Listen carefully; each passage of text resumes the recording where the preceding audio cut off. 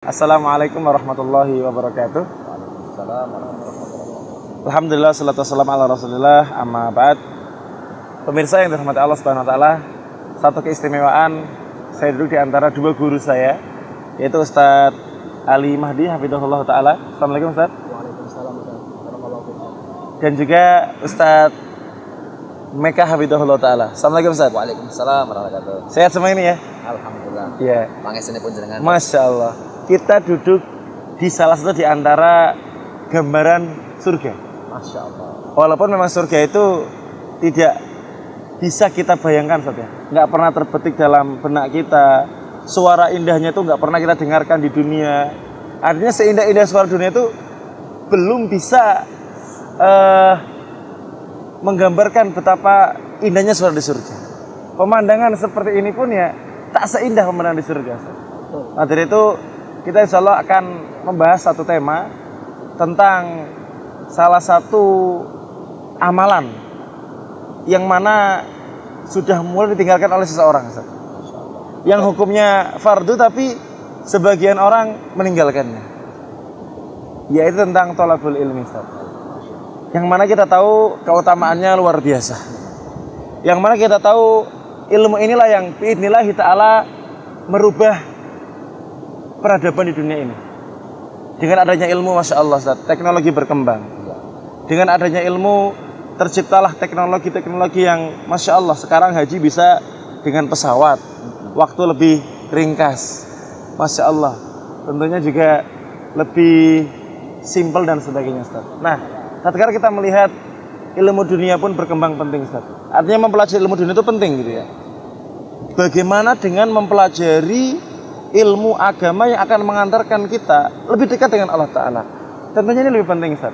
Maka ini kita perlu ngobrol nih kepada para Ustadz nih tentang beberapa keutamaan ilmu agama yang pernah kami dengar, Ustaz. Yang pertama ke Ustadz Mekah dulu nih. Saya pernah mendengar nih, Ustaz, bahwasanya mempelajari ilmu agama itu merupakan wasilah seseorang bisa mendapatkan kemudahan meniti jalan menuju surga, Ustaz. Iya.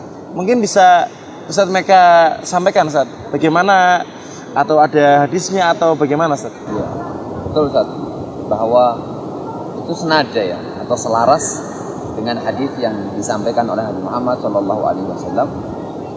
Rasul sallallahu alaihi wasallam bersabda, "Man salaka tariqan yaltamisu fihi ilman," barang siapa yang meniti suatu jalan, yaltamisu fihi ilman, yang dia di jalan tersebut untuk mencari ilmu, untuk mendapatkan ilmu, sahhalallahu lahu fihi tariqan ilal jannah, maka Allah Subhanahu wa taala akan mudahkan jalan dia menuju surga dengan sebab ilmu tersebut. Masya Allah. Kita semua tahu bahwa kunci surga ucapan la ilaha illallah. Namun la ilaha illallah ini ada syarat-syaratnya. Saya teringat akan ucapan Wahab Ibn al-Munabbih kalau tidak salah. Dia mengatakan bahwa la ilaha illallah itu adalah kunci surga, Ustaz. Nah, tapi kunci itu akan bermanfaat untuk bisa membuka sesuatu yang tertutup. Misalkan kunci pintu nih, bisa membuka pintu yang terkunci, yang tertutup dengan kunci tersebut jika kuncinya itu ada semacam geriginya gitu saja. Maka la ilaha illallah yang itu merupakan kunci surga disampaikan oleh Wahab Ibn al-Munabbih rahimahullah ta'ala semacam itu, ada gerigi-geriginya. Artinya gerigi-gerigi ini adalah syarat-syarat yang harus dipenuhi di dalam ucapan la ilaha illallah. Tidak sembarang orang mengucapkan la ilaha illallah maka bisa masuk surga. Tapi di antara syaratnya adalah dia tahu, dia memiliki ilmu tentang ucapan la ilaha illallah. Apa saja kita mau lihat ibadah apa saja mesti harus didasari pakai ilmu. Sholat ada ilmunya, puasa harus ada ilmunya, kemudian berdagang ya juga ada ilmunya. Jadi semua jalan, semua amal ibadah yang mengantarkan seseorang menuju surga mesti harus dimiliki atau mesti harus ada ilmunya terlebih dahulu. Masya Allah. Makanya Rasulullah SAW tidak heran jika beliau tadi mengucapkan hal demikian, man salaka tariqan yaltamisu fi ilman sahhalallahu lahu fihi tariqan ilal jannah. Allah mudahkan tuh menuju surga dengan wasilah ilmu tersebut. Oh iya, saya juga teringat Ustaz Ali ya. Ada perkataan nggak tahu nih ulama siapa ya, itu katanya Bahkan ilmu itu didahulukan sebelum berucap, sebelum beramal, Ustaz. Iya. Itu kalau nggak salah perkataannya Imam Bukhari saja.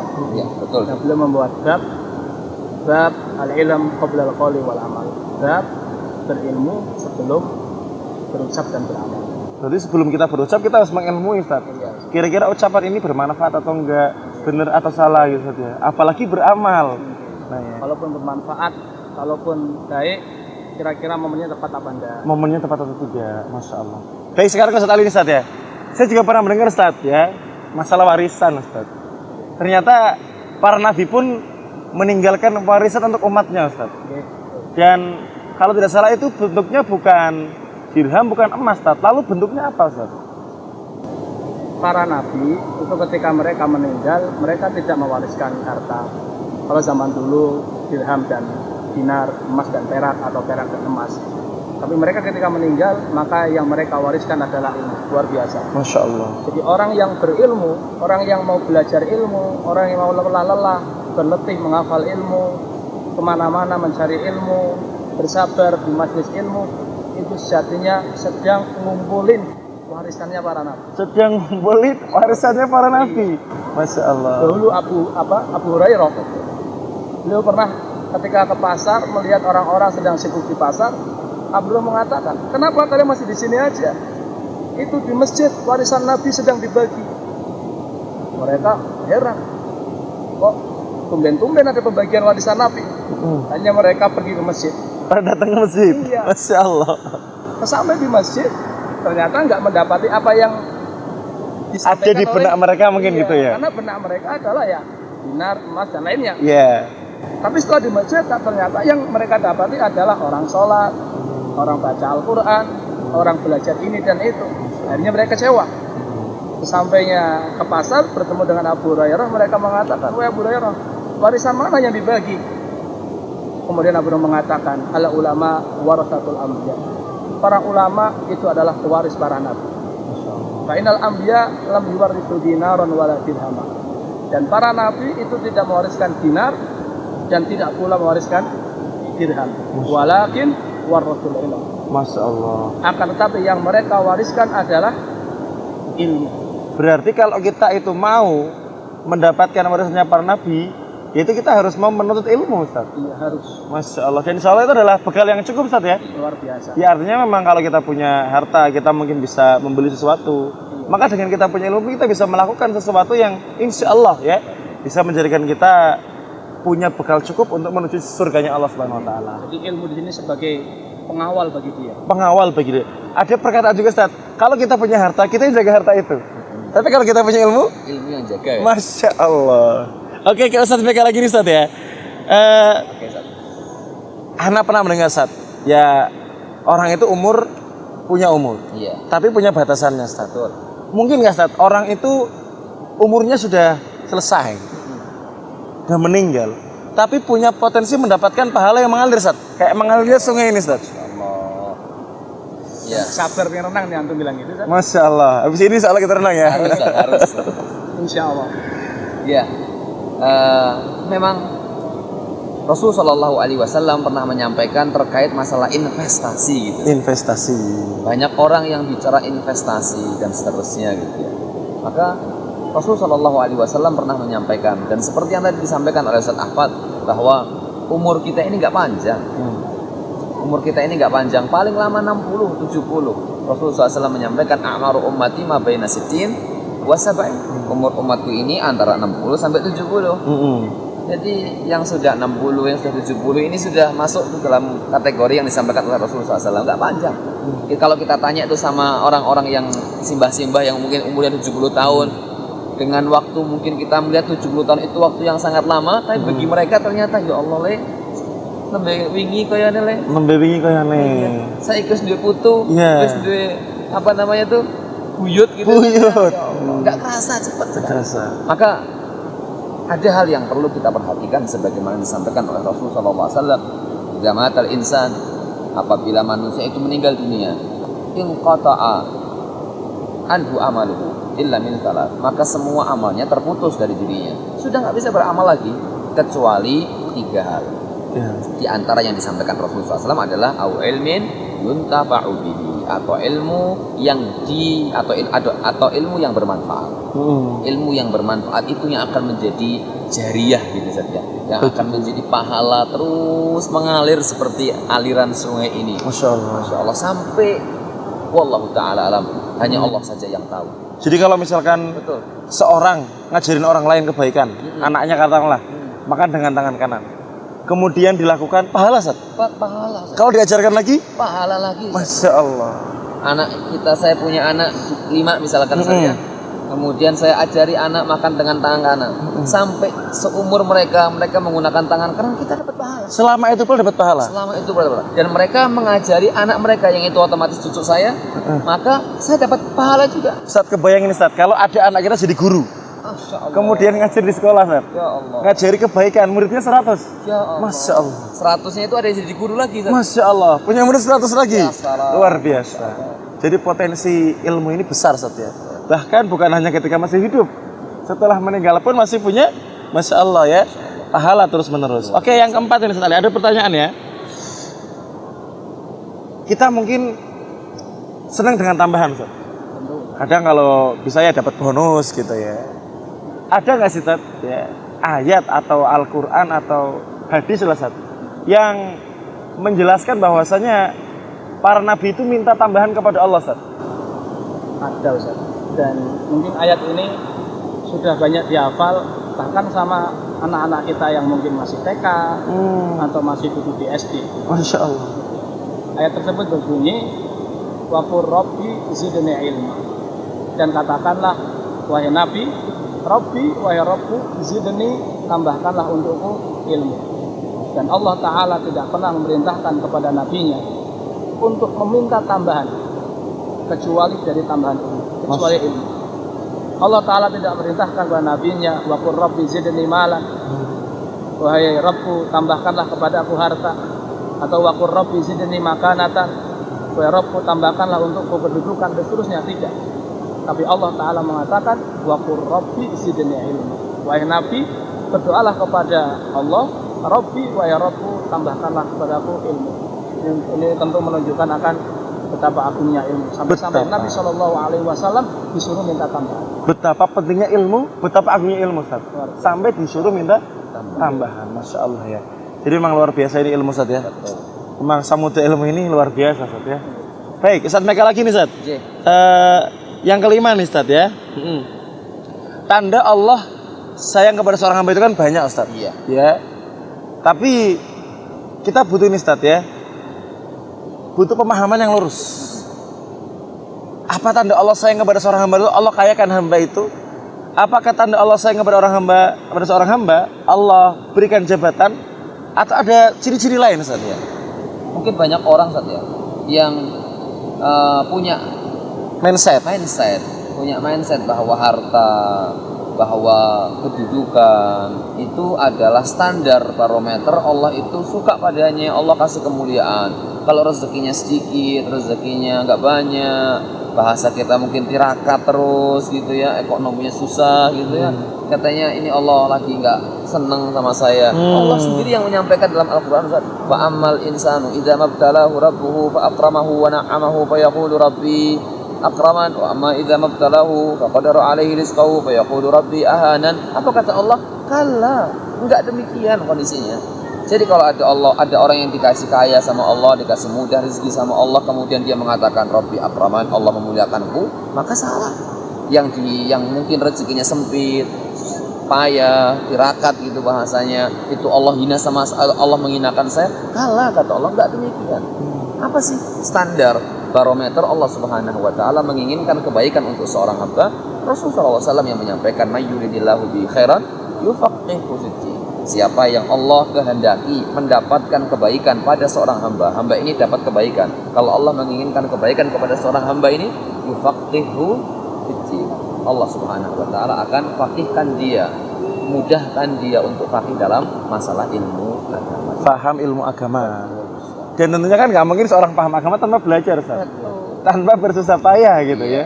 Masya Allah. Jadi di antara tanda Allah sayang kepada seorang hamba, Allah jadikan hamba itu senang dengan ilmu agama, faham dengan ilmu agama, Ustaz ya. Ini seharusnya gini Ustaz ya. Kalau tidak salah ada hadis ya Ustaz Ali. Innallaha yubghidu kulla alimin bid dunya jahilin fil akhirah atau kama qala Rasulullah sallallahu. Allah itu benci sama orang yang pinter dalam masalah ilmu dunia, tapi dia nggak ngerti masalah ilmu agama. Allah benci yang demikian. Semoga hadis ini menjadi motivasi Ustaz.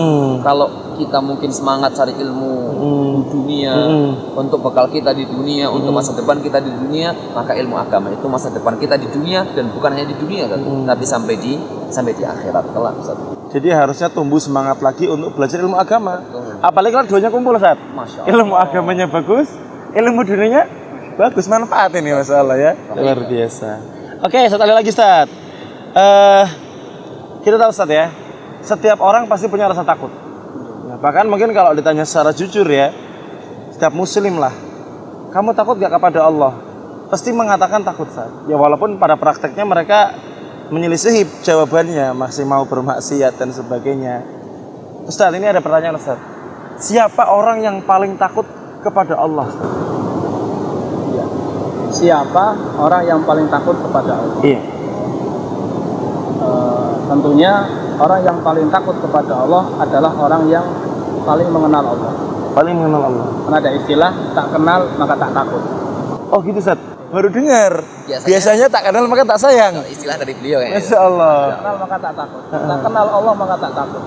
Masya Allah. Allah Ta'ala berfirman, innama yakhsyallaha min ibadil ulama. Sungguhnya yang takut kepada Allah dari hamba-hambanya itu adalah para ulama.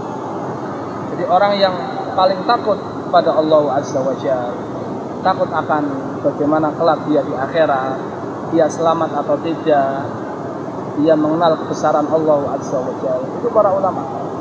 Maka semakin hamba itu mengenal Allah Ta'ala, dia akan semakin takut. Semakin hamba itu mengenal akan keagungan Allah, dia akan semakin takut. Dan takut kepada Allah beda dengan takut dengan binatang buas.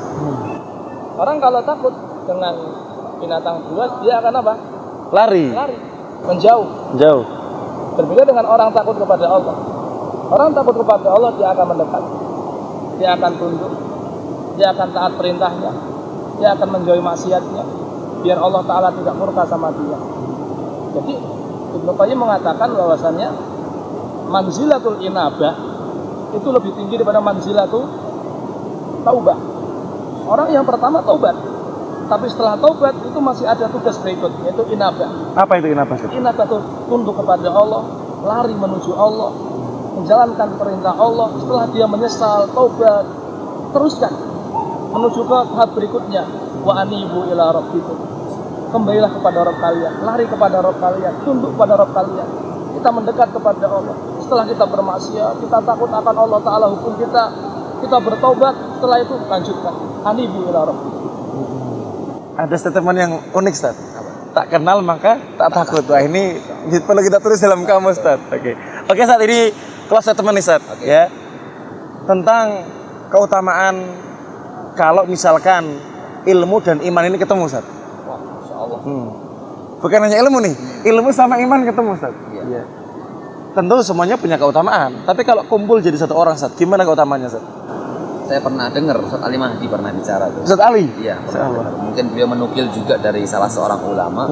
Saya lupa siapa. Ketika itu beliau berbicara hal ini di hadapan santri-santri Para beliau. santri. Beliau mengatakan idza ijtama'a fil 'abdi al-iman wal 'ilm.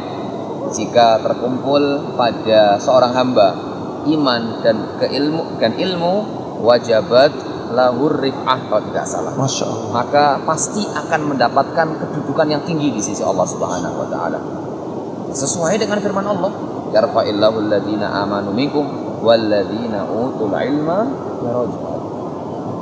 Allah akan mengangkat orang-orang yang beriman di antara kalian, orang-orang yang beriman di antara kalian dan orang-orang yang memiliki ilmu beberapa derajat. Jadi urusan duniawi saja, orang berilmu itu Masya Allah lah. Seperti tadi Ustaz Ahmad menyampaikan, apalagi kalau dalam masalah ilmu agama, Allah pasti akan angkat selama dia hatinya ikhlas karena Allah Subhanahu wa ta'ala. Seperti itu Ustaz. Jadi intinya kalau ilmu dan iman berkumpul, Allah akan mewajibkan dia itu mendapatkan makanah yang tinggi Ustaz ya. Betul. Dapatkan rif'ah Ustaz ya, tinggian. Baik, Masya Allah. Abu Hurairah. Contoh, Ustaz. Abu Hurairah. Kemudian Aisyah, kemudian Abu Bakar, Imam Bukhari, Imam Muslim, kita jauh zaman kita dengan mereka. Iya. Tapi nama mereka sampai sekarang masih disebut. Bahkan ketika kita mengucapkan Abu Hurairah, terkadang kita tidak hanya mengucapkan Abu Hurairah saja, tapi Abu Hurairah radhiyallahu taala anhu. Semoga Allah meridhoinya. Doa. Masya Allah. Ketika kita bicara Imam Bukhari, rahimahullah, semoga Allah merahmati mereka. Masya Allah. Kenapa mereka mendapatkan seperti ini? Nama mereka diucap terus, jilan ba'da jil. Masya Allah. Setiap generasi menyebut nama mereka. Itu karena ilmu. Karena ilmu yang mereka miliki, Allah Subhanahu wa taala angkat mereka karena ilmu yang mereka miliki. Masya Allah, luar biasa. Terima kasih sekali Ustaz ya. Sangat inspirasi sekali bahwasanya ilmu itu memang sangat penting Ustaz ya bagi dunia akhirat kita. Oleh karena itu, siapa yang berusaha untuk menyibukkan dirinya dengan ilmu, insya Allah dia akan mendapatkan banyak sekali kebaikan. Dan pemirsa sekalian, jangan lupa kita insya Allah akan selalu mengajak jamaah semua untuk kebaikan. Di Ibnu Abbas ini PBDB sudah dibuka ya. Tentunya di Ma'had Ibnu Abbas akan diajarkan ilmu-ilmu agama. Maka dari itu yang punya putra-putri usia antara TK juga ada ya. Kemudian SD ada, SMP ada. Jangan ragu lagi. Silahkan titipkan anak-anak Anda di pondok kami. Insya Allah akan kami bimbing, kami didik insya Allah untuk senantiasa sibuk dengan ilmu agama. Semoga anak-anak kita akan melanjutkan estafet dakwah. Semoga anak-anak kita akan melanjutkan estafet ilmu ini sampai ke generasi-generasi berikutnya sehingga menjadi pahala yang besar untuk kita semua. Ustaz Ali, terima kasih kesempatan Ustaz ya. Ustaz Meka jazakallahu khair ya. Jangan kapok-kapok berbagi Ustaz ya. Siap. Terima kasih. Barakallahu fiik. Assalamualaikum warahmatullahi wabarakatuh. Waalaikumsalam warahmatullahi wabarakatuh.